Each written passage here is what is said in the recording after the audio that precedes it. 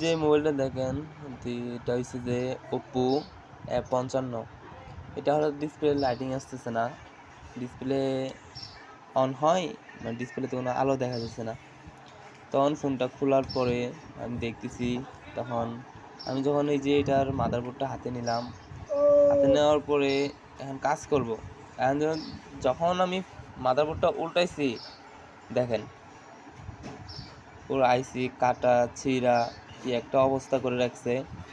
এখন সেটা কিভাবে কাজ করব, এখন কি এটা কি টিনটা কি খুলবো কি খুলবো না, নাকি টিন খোলা ছাড়াই কাজ করব, আপনারাই বলেন কিভাবে কাজ করব, কিভাবে কাজ করলে ভালো হয় আপনারা বলেন।